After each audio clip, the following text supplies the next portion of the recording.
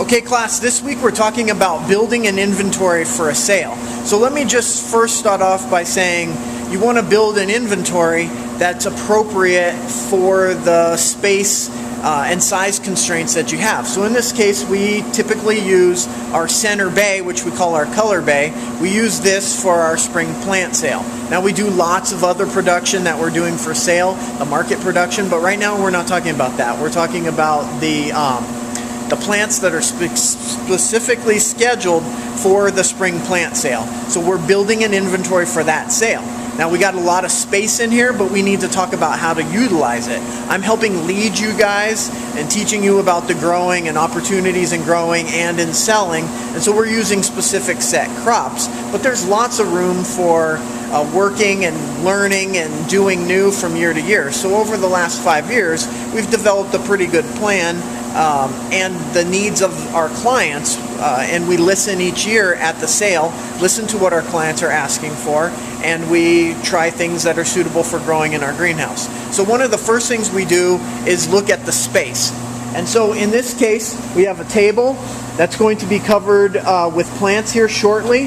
This table is actually going to be utilized for 4-inch herbs. They're in high demand in the spring. We can do these well, and we can do them nicely.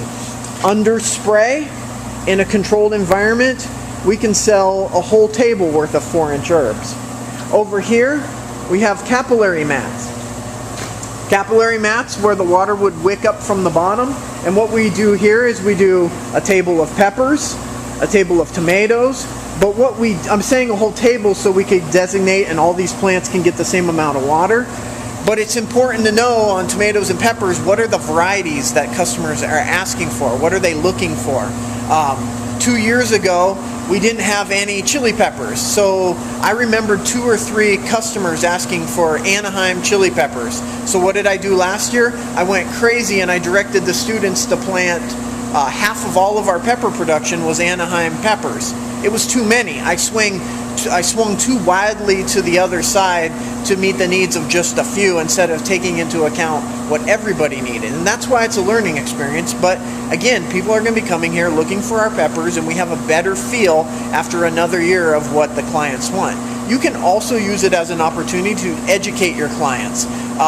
Maybe it's a different size container. We could plant peppers in tiny little pots. We could plant peppers in huge 5-gallon pots. It has to do with how much time we have in a semester in a class and where we can maximize our return on those plants that we're selling and where we can do the best job, and again what they're asking for. And so moving on, looking at our space, we're going to have hanging baskets. We do really well with hanging baskets and people love them, and we can fit 50 of them in here. And so we'll put 50 hanging baskets. Down here we'll put more hanging baskets, but we'll call them deck pots, and we'll put those on a drip system, and so that all of this production space can be utilized with this size of pot under a drip system. Okay, so we need to talk too about what size containers we're going to use and what fits in the greenhouse.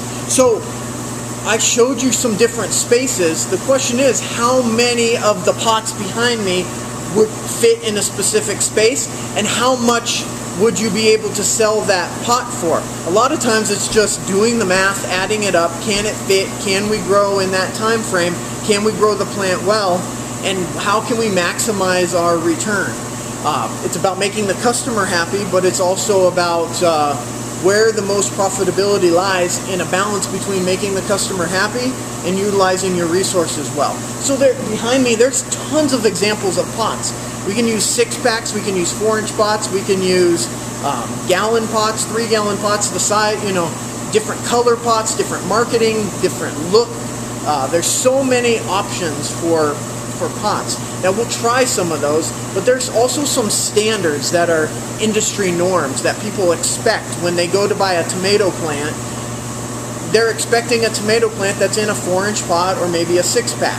The industry's been going away from 6-packs because it wasn't profitable enough. Also, the industry in areas where there's short growing seasons, the bigger tomato plants in larger pots have become profitable to grow. The issue just is you need to grow and keep that plant longer before you send it out to the market for your customer. So again, knowing the customer, knowing what pots you can use. We recycle pots, and we use a lot of those kind of materials when we can. If there's something I need a lot of uniformity in, then I'll buy new pots so that I can have consistency. Because when we set the grow schedule, we do not want a hodgepodge of all these miscellaneous items. We want to say, for example, we're going to grow 4-inch herbs. If we're going to grow 4-inch herbs, and that's important to grow 4-inch herbs, we want to use our space and grow as many as we can with the best varieties that are available at the best size possible of 4-inch herbs.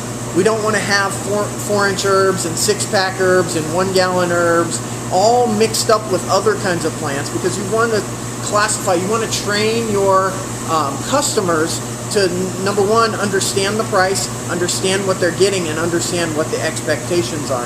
And it's kind of our job as growers and retailers, in this case, to kind of set them out on the right track with their products. And so, for instance, we wouldn't sell a cilantro, which is an annual, that's only going to grow until, say, March, and then it's going to die because it's too hot outside. We wouldn't sell that to a customer in a 5-gallon pot, because they're just buying a big pot of soil. That's where the investment is. And likewise, we wouldn't put a little tomato plant or a little basil or an herb plant in a huge big pot, for that same reason. It's extremely important to learn when is the right time to start your plants. And that has to do with the climate, the conditions, the nutrients, the light intensity, the growing requirements, and then what the plant will do. For instance, this is scabiosa.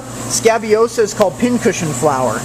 This is a really awesome perennial plant that'll grow year after year, and people would really desire this. But this plant in a little plug stage isn't very desirable. We need to get this up and maybe even put some blooms on it to make it sellable, to train the public that not only is this plant grown by Yavapai College, but there's a reason why you want to plant this plant in your landscape, because it has beautiful bluish pink flowers and it comes back every year. So maybe we can train the public to buy this plant at a premium. And so because of that, we'll put this in a premium pot. So instead of just using an old standard 4-inch pot, we use this 5-inch specialty pot. It looks different from a gallon pot that's just recycled and looks hodgepodge. So we buy this specialty 5-inch pot. It doesn't look like anything else in the industry, but the only thing we're going to do in there is put a total of 288 perennials, because that's what fits on one of our capillary mat tables. We're going to put 288 perennial plugs. We're going to do them at the right scheduled time, because we seeded this at the right time. And now we have about 12 to 13 weeks to put roots on this in this pot, so that when people take this plant home and they go to take it out of this pot, it's rooted well enough to come out and be successful, but it also has something on the top that's desirable enough that we could sell this pot for $2, $3, $4. The marketing is in where your customers are coming from and how well you told them the story about how great scabiosa is. So lots of things play into, factor into scheduling for a sale, and I hope this helps you get started a little bit. We have some outdoor production areas, and the outdoor production areas are a little bit tricky because in the course of a 16-week class, most of that is through the freezing times of the year, and so it's hard for us to get plants growing here in the outdoor conditions and up for sale. So most of the plants we sell are what we can grow in the greenhouse in a short amount of time. We're talking about small plants.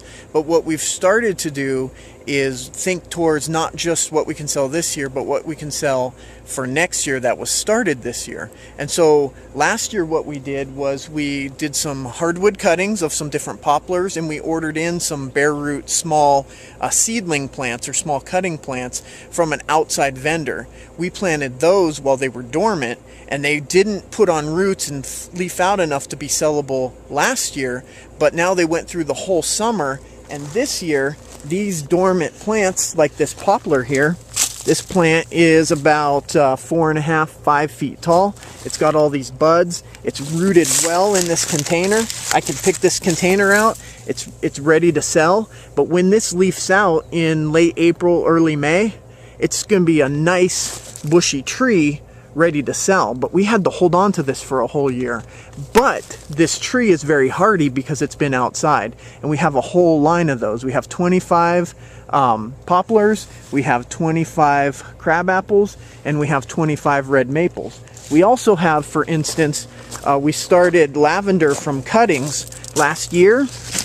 These lavender weren't big enough to sale last year, but they grew all summer.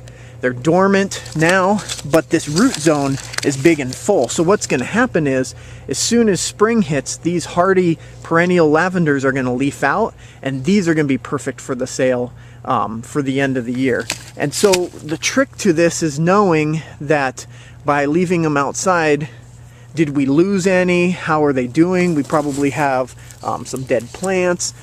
Did we make enough by carrying these over to justify saving them?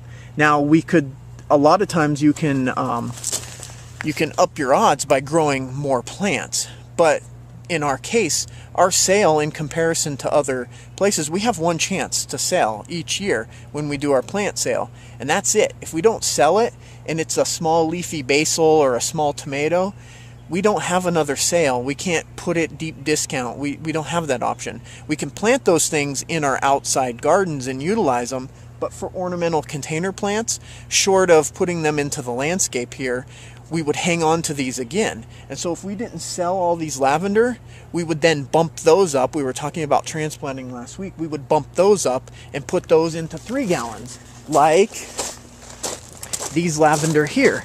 These lavender have been around for 2 years. Now this lavender is going to bush out, and the question is, holding on to this for 2 years, are we able to sell this for a premium? Maybe we can sell this for $10 or $15 with blooms on it. Maybe we can sell the other ones for $5 or $6, and maybe we can sell a small 4-inch lavender pot in the greenhouse for $1 or $2. And so all you have to do is just track it. Know what your expenses are and know what your costs are, and determine how many of these you can sell. Because I'm sure I can sell with blooms on those. I'm sure I could sell those for $10 all day long. However, do I make money at $10? And that's the part you have to determine. And if I grew 1,000 of them, would I be able to sell 1,000? I think the answer is no. Unless I started wholesaling or mass marketing, or if people came from all over the region to get Yavapai College lavender because they knew it was so special and it was only $10. So again, that's where that marketing piece comes into it when you're building inventory for a sale.